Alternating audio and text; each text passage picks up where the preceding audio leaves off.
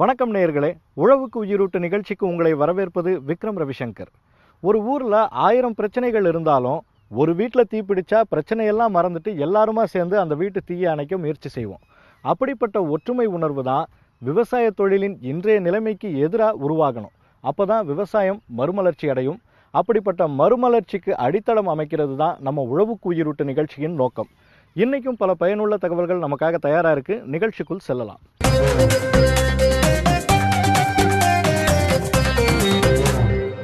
உலகம் முழுக்க பல்வேறு நாடுகளைச் சேர்ந்த மக்கள் விரும்பி உண்ணக்கூடிய பழ வகைகளில் திராட்சைக்குன்னு தனி மதிப்பு இருக்கத்தான் செய்யுது. விருந்து உபசரிப்புகளில் கூட பழமாக இல்லைனாலும் பழ ரசமாவது திராட்சை சேர்க்கப்படுறத நம்ம பார்த்துருக்கோம்.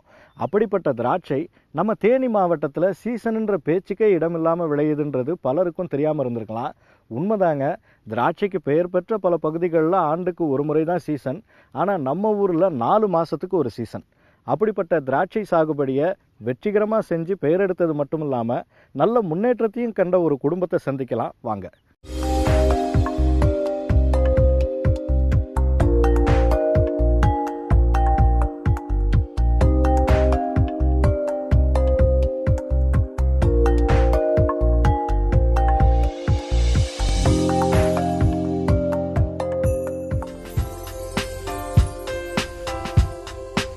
தேனி மாவட்டம் கம்பம் பள்ளத்தாக்கு பகுதியைச் சேர்ந்த ராயப்பன்பட்டி, காமையக்கவுண்டன்பட்டி, புதுப்பட்டின்னு பல ஊர்கள்லையும் காலங்காலமாக திராட்சை விவசாயம் நடந்துகிட்டு இருக்கு.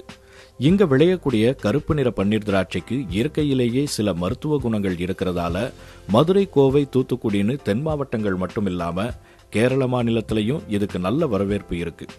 திராட்சையை நம்பி களத்தில் இறங்கின கம்பம் விவசாயி கவலைப்பட தேவையில்லைன்னு சொல்றாங்க காமையக்கவுண்டன்பட்டியைச் சேர்ந்த பரமசிவனும் அவருடைய குடும்பத்தாரும். எனக்கு வயசு 73.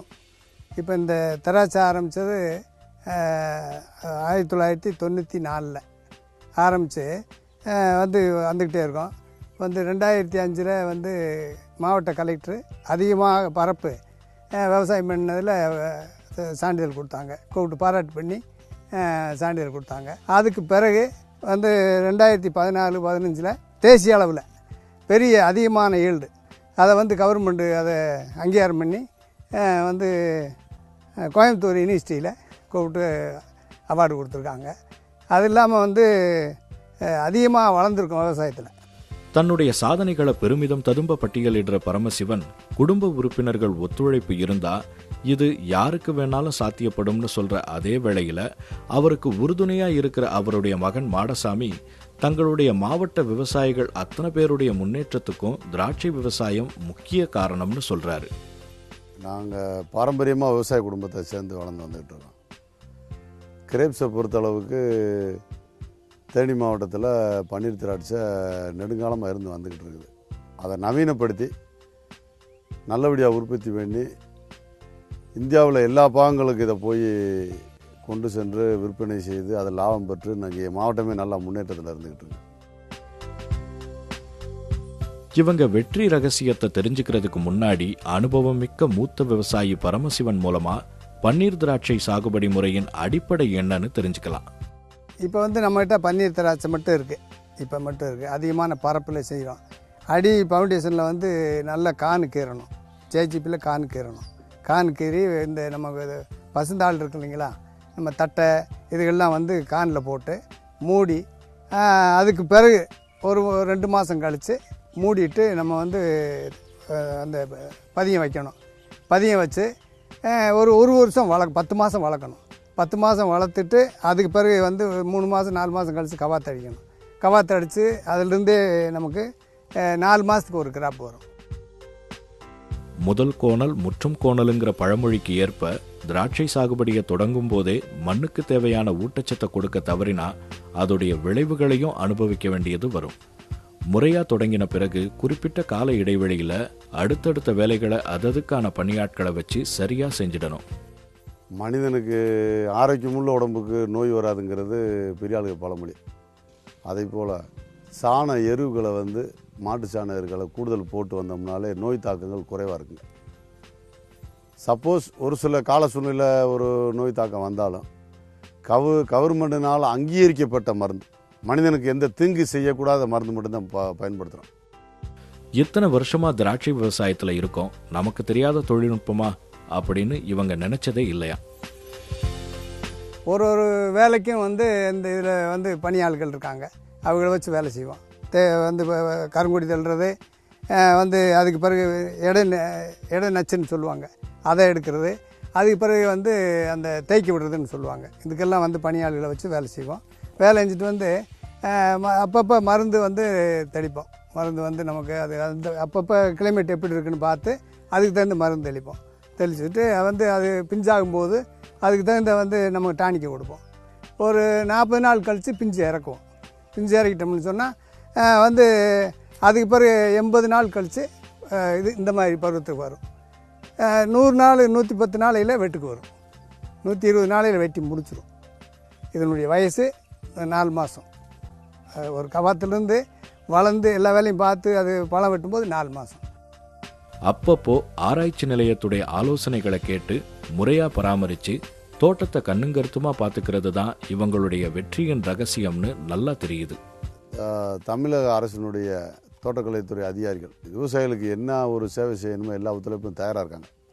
அவருடைய ஆலோசனையை பெற்று அதன் மூலயமா உற்பத்தி பண்ணுறதுனால எதிர்பாராத காலங்களில் இயற்கை ஒரு மாதிரி இருந்தாலும் கூட அதையும் தாங்கி எந்த சேதாரமும் இல்லாமல் புயல் மழையை பெஞ்சாலும் என்ன பண்ணாலும் பழம் உடையாமல் அதை பாதுகாத்து நல்லபடியாக அதை அறுவடை செய்து பயனடைஞ்சு தான் இந்த அளவுக்கு முன்னேறி வந்துக்கிட்டு இருக்கிறோம். ஏறத்தாழ 20 ஆண்டுகளுக்கு முன்னால திராட்சை விவசாயத்துல இறங்கினப்போ இருந்த தங்களுடைய நிலப்பரப்பு பன்மடங்கு அதிகரிச்சிருக்கிறதா சொல்றாரு விவசாயி மாடசாமி. இவருடைய எதிர்கால திட்டம் என்னன்னு கேட்டா இன்னும் சுவாரஸ்யமா இருக்கு. 10 ஏக்கர் 20 ஏக்கருமா இருந்ததை இப்போ வந்து கடின உழைப்பில் உழைச்சி இன்றைக்கி ஒரு 300 ஏக்கர் பக்கமாக உருவாக்கி வளர்ந்து வந்திருக்கிறோம். இது பூமி கொடுத்த ஒரு வரப்பிரசாதம் தான் இப்போ எங்களுக்கு இந்த அளவுக்கு வந்திருக்கிறோம்.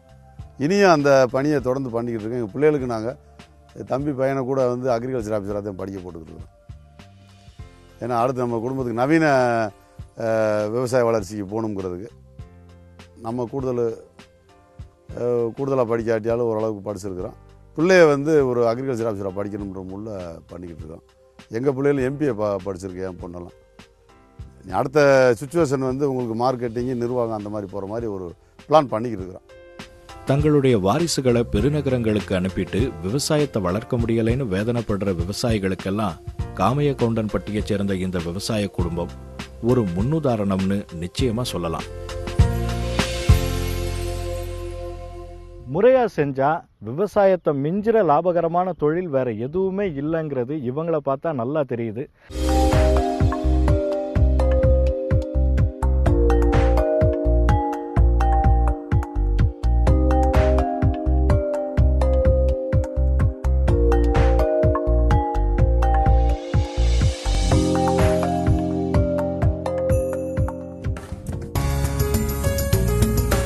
பன்னீர் திராட்சை சாகுபடியில மற்றவங்களை காட்டிலும் கூடுதல் பலன் பெற முடியலைனாலும் எதுக்கு எடுத்து எதை செய்யணும், எப்படி செய்யணுங்கிற தொழில்நுட்பத்தை தெரிஞ்சுக்கிறது ரொம்ப முக்கியம். முதல்ல நல்லா பண்படுத்தப்பட்ட நிலத்துல 0.6 மீட்டர் அகலத்துல 0.6 மீட்டர் ஆழத்துக்கு 3 மீட்டர் இடைவெளி விட்டு குழிகளை தோண்டணும். இதுவரைக்கும் நம்ம பார்த்த பன்னீர் ரக திராட்சைக்கு தான் இந்த அளவு. மற்ற ரகங்களுக்கு அதற்கேற்றபடி அளவுகள் மாறுபடும். தோண்டப்பட்ட குழிகளில் நல்லா மக்கி போன தொழு உரம் அல்லது குப்பைகள் அல்லது பசுந்தாள் உரத்தை போட்டு நிரப்பணும். அதுக்கப்புறம் தான் வேர் வந்து முத்தின குச்சிகளை நடவு செய்யணும். நட்ட 3வது நாள் நீர் பாய்ச்சணும். அதுக்கப்புறம் வாரத்துக்கு ஒரு தடவை நீர் கட்டணும். கவாத்து செய்யறதுக்கு 15 நாட்களுக்கு முன்னாடியும் அறுவடைக்கு 15 நாட்களுக்கு முன்னாடியும் நீர் பாய்ச்சறதை நிறுத்தணும். செடியை ஒரே தண்டா பந்தல் உயரத்துக்கு கொண்டு வந்த பிறகு நுனியை கிள்ளிவிடணும். பக்க கிளைகளை எதிரெதிர் திசையில வளர விட்டு கிளைகளை பந்தல் முழுக்க படர செய்யணும். கணுக்கள்ல இருக்கிற மொட்டுக்களை ஆய்வு செஞ்சு அதுபடி கவாத்து செய்யறது நல்லது. சரியா வளராத கொடிகளை 1-2 மொட்டுகள் விட்டு அதுக்கப்புறமா கவாத்து செய்யறது மூலமா வளர்ச்சி ஊக்குவிக்கப்படலாம். பந்தல் முழுக்க கொடிகள் நல்லா படர்ந்து வளர நுனியை வெட்டி விடுறது ரொம்ப ரொம்ப அவசியம். அதிகமா திராட்சை குலைகள் உள்ள கொடியை பந்தலோட சேர்த்து கட்டணும். அறுவடை வரைக்கும் இருக்கக்கூடிய தொழில்நுட்பம் இவ்வளவுதான். இதை சரியா செஞ்சா திராட்சை சாகுபடியில எந்த சிக்கலும் வராது. பன்னீர் திராட்சை சாகுபடியில் சாதனை படைச்சிக்கிட்டு இருக்கிற குடும்பத்தை சந்தித்தோம். திராட்சை சாகுபடி முறை குறித்தும் சிக்கல்களை சமாளிக்கிற வழிமுறைகளையும் தெரிஞ்சுக்கிட்ட மாதிரி திராட்சை சாகுபடிக்காக நிலத்தை பண்படுத்தும் போது முக்கிய பங்கு வகிக்கிற ஒரு இயந்திரத்தை பற்றி தெரிஞ்சுக்கலாம் வாங்க.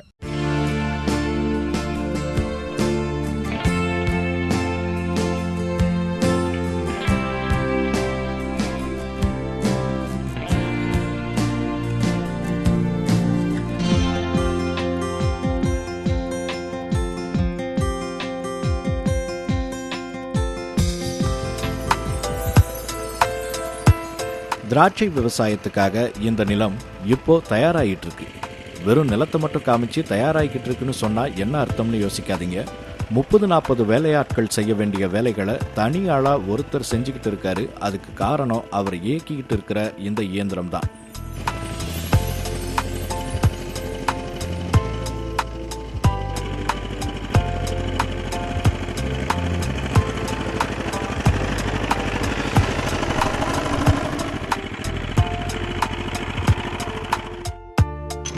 ₹1,00,000 மேல விலை மதிப்புள்ள இந்த இயந்திரத்தை வாங்கணும்னு நினைச்சு முறையா அணுகிற விவசாயிகளுக்கு மானியம் கிடைக்க அதிக வாய்ப்பு இருக்கு. அதை செய்ய முடியாத சிறு விவசாயிகள் இதை வாடகைக்கு எடுத்தும் பயன்படுத்தலாம்.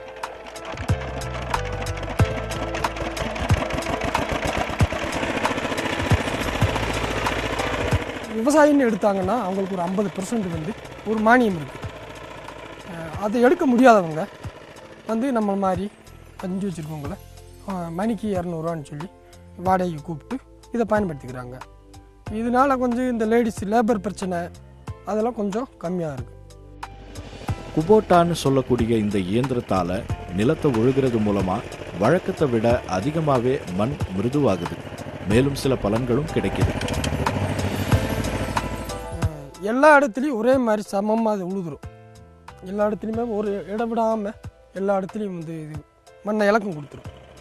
லேபர்னா கொஞ்சம் லேட் ஆகும்ல. ஒரு 30 பேர் வச்சு வேலை செய்கிறத இந்த மிஷின் வந்து ஒரே நாளில் ஒரு 7 மணி நேரத்தில் டயத்தை மிச்சம் பண்ணி லேட் ஆகாமல் விவசாயிகளுக்கு இப்போ உழுதுட்டு போனோம்னா அப்படியே உடனே அவங்க ஏதாவது பண்ணிடுவாங்க விவசாயம். வேலையாட்கள் பற்றாக்குறை இருக்கிற பகுதிகளுக்கு இது போன்ற இயந்திரங்களின் வரவு வரப்பிரசாதம்னே சொல்லலாம்.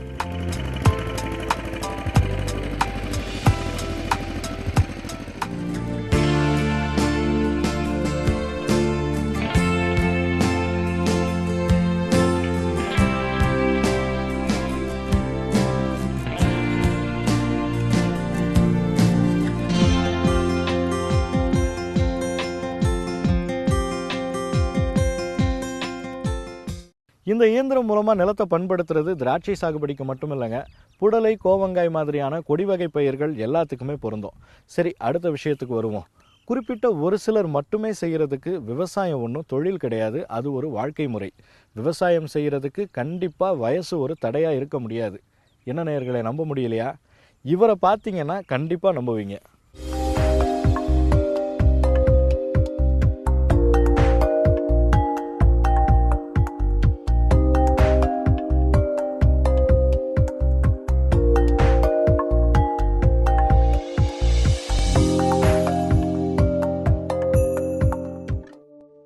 கூட்டுறவு வங்கி மேலாளராக இருந்து பணி ஓய்வு பெற்ற சங்கிலிமுத்து தன்னுடைய ஓய்வு காலத்தை வீணடிக்க விரும்பல.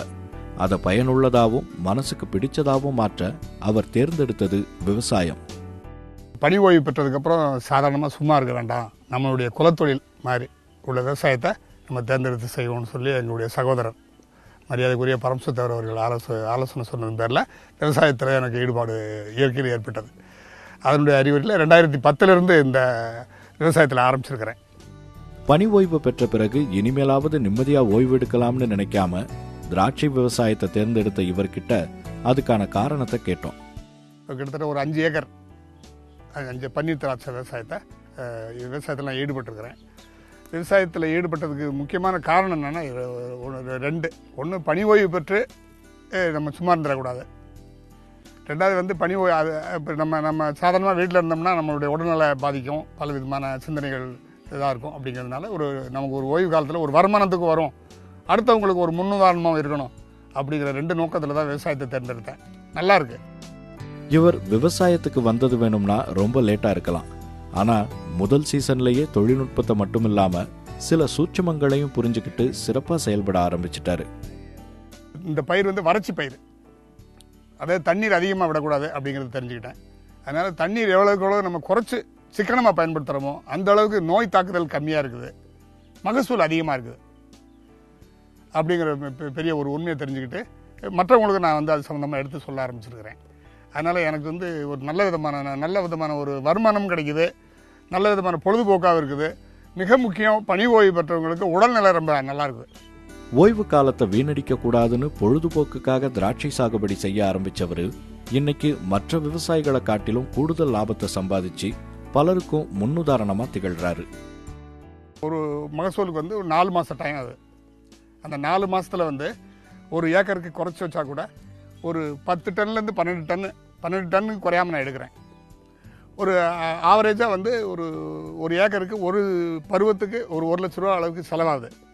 கிட்டத்தட்ட ஒரு 2 லட்ச ரூபா அளவுக்கு மொத்த வருமானம் வருது. 1 லட்ச ரூபா நிகர வருமானம் எனக்கு கிடைக்குது. அதில் அது ஒரு மிகப்பெரிய ப்ளஸ்ஸு. ஒன்று, நம்ம உழைப்புக்கு உழைப்பு ரொம்ப முக்கியம். உடல் உழைப்புக்கு தகுந்த மாதிரி நமக்கு ஒரு வருமானம் கிடைக்குது, மனசு ரொம்ப திருப்தியாக இருக்குது. அதனால் விவசாயத்தை பொறுத்தளவில் ரொம்ப ஆர்வமாக செய்யக்கூடிய, இன்னும் மேலே செய்ய முடியுமா அப்படிங்கிறத பற்றி எனக்கு வயசை பற்றியே இப்போ மறந்துட்டேன். அந்த அளவுக்கு மேலே இன்னும் ஒரு 10 ஏக்கர் செஞ்சால் கூட நல்லா இருக்குமே அப்படிங்கக்கூடிய ஒரு உணர்வு எனக்கு ஏற்பட்டுருச்சு. மற்றவங்களை போல ரிட்டையர்ட் ஆனதும் வாழ்க்கையின் இறுதி கட்டத்தை எட்டிட்டதா நினைக்காம விவசாயங்கிற அரிய பொக்கிஷத்தை கையில் எடுத்து இன்னொரு புதிய அத்தியாயத்தை தொடங்கி இருக்கிற சங்கிலிமுத்து இன்றைய இளைஞர்களுக்கு ஒரு சிறந்த எடுத்துக்காட்டு.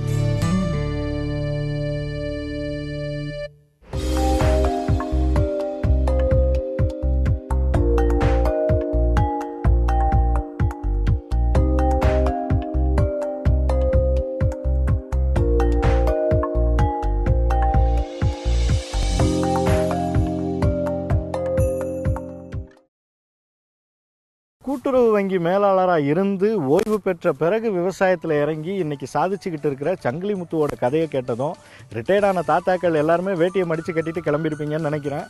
கூடவே உங்கள் பேரம்பேத்திகளையும் கூட்டிகிட்டு களத்தில் இறங்குனீங்கன்னா இன்னும் சந்தோஷம். மற்றொரு உழவுக்கு இருட்டு நிகழ்ச்சியில் சந்திக்கலாம். நன்றி.